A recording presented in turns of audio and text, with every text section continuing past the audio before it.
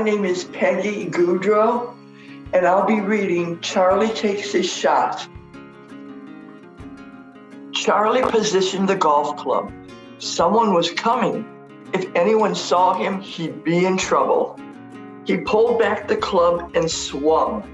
Then he ran to hide. Charlie's ball soared pretty as a bird, piercing the blue sky at dusk. It wasn't the shot he wanted. He didn't have the time for the shot he wanted, but he grinned as his ball dove and raced on the green, skidding close to the hole. From the moment he grasped a golf club, Charlie knew he was born to play. It wasn't long before he could strike the ball farther and truer than anyone on the course near his home in Charlotte, North Carolina.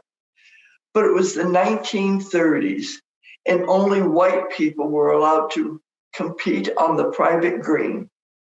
So Charlie became a caddy. He lugged heavy bags of clubs while he dreamed of the day he could show off his shots for everyone to see. He studied how players gripped their clubs and when they straightened and bent their legs and elbows. When Charlie grew older, all that practice helped him win the tournaments Black players organized for themselves on public courses. Charlie wanted his shot at Professional Golfers Association of America tournaments too. But those tournaments were held in private clubs that only allowed white players. No one would give him a chance to play. Then in 1947, he watched Jackie Robinson become the first Black player in Major League Baseball. Fans taunted Jackie and told him to go back to the cotton fields. One of his teammates switched teams to avoid playing with him. But Jackie didn't quit or lose his temper. Quietly yet powerfully, he helped his team win by out-hitting and outrunning every opponent. Within a year, Jackie's teammates and fans of every race cheered for him. Could Charlie do the same for golf? In 1948, over a round of golf, Charlie got a chance to ask Jackie Robinson himself. The baseball star thought about the question. "It's going to be awfully tough, Charlie," Jackie said finally. He was right. On the golf courses where PGA tournaments were played, the players were white, the fans were white, and the sponsors were white. Only the caddies were Black. Jackie's teammates came around when he proved his talent, but Charlie wouldn't have teammates. Golf is one person against another. Jackie warned Charlie that people would threaten him and call him ugly names. Charlie clenched his fist around his club. He wasn't sure he could stand that. But Jackie told him if he stayed calm and didn't give up, he could open a door for others. "Nobody can do it but you," Jackie said. Long after Jackie left, Charlie thought about his words. It was going to be tough, but if nobody could do it but Charlie, then Charlie was going to have to do it. He put all his efforts into golfing, driving from New York to California and several states in between for tournaments. He became a pro, which meant that he was committed to earning his living from golf, even if some years he didn't earn much at all. He won the National Negro Open so many times they told him to keep the trophy. In 1957, he won $2,000 in a tournament, enough money to help him buy a house. But no matter how well Charlie played, he couldn't get his chance at the big PGA tournaments. That's because the PGA had a Caucasian-only clause in their constitution, which said their members had to be white. America was slowly tearing down the walls that kept people apart. Jackie broke the color barrier in Major League Baseball in 1947.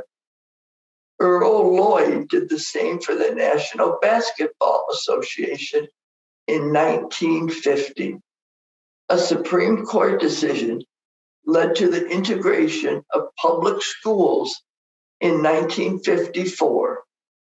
But in 1959, the Caucasian-only clause remained in golf, and Charlie couldn't figure out a way to change it. One day, he picked up the New York Post and read a powerful column about how the PGA should let Charlie play. It was written by Jackie Robinson. People started buzzing about what Jackie said. Suddenly, Charlie felt hopeful. In the fall of 1959, Charlie played a man who wasn't a good golfer, but Stanley Mosk was a good lawyer and a good man.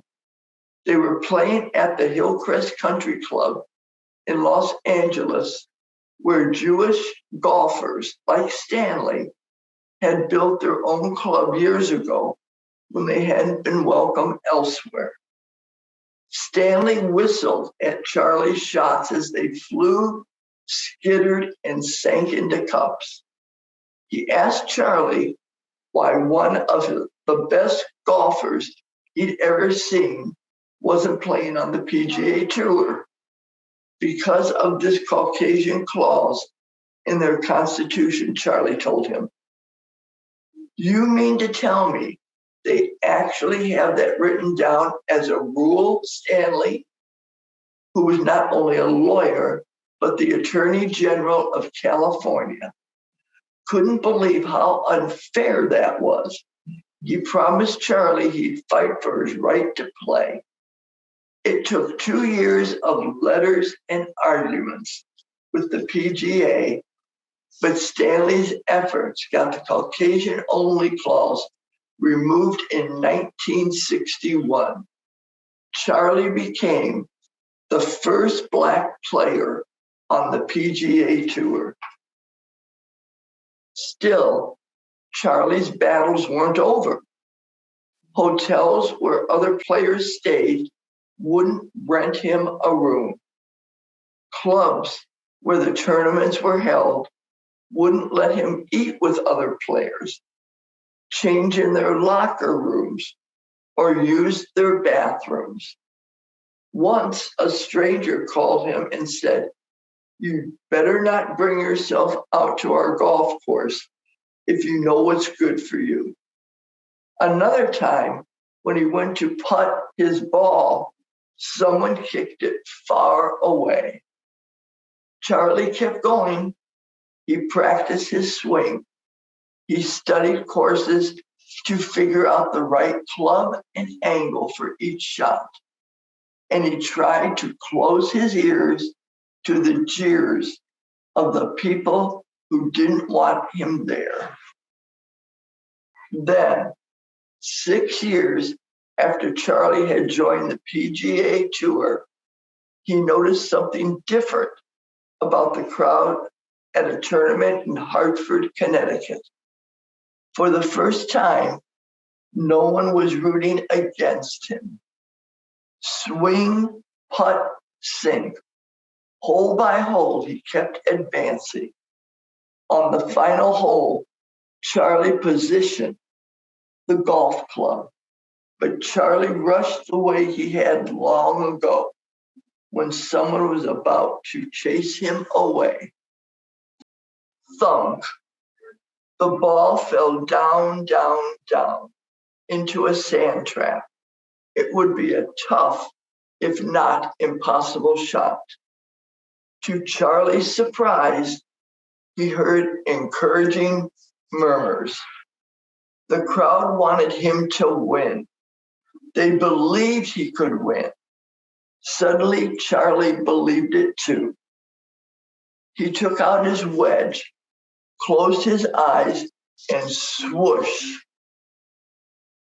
This time, the ball flew high, fluttered, and landed softly 4 feet from the cup. He putted, clink. The crowd roared and clapped for 15 minutes. Charlie wiped his wet eyes. He won $20,000.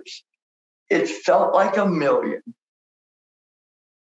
Charlie did it. He had opened a door for others.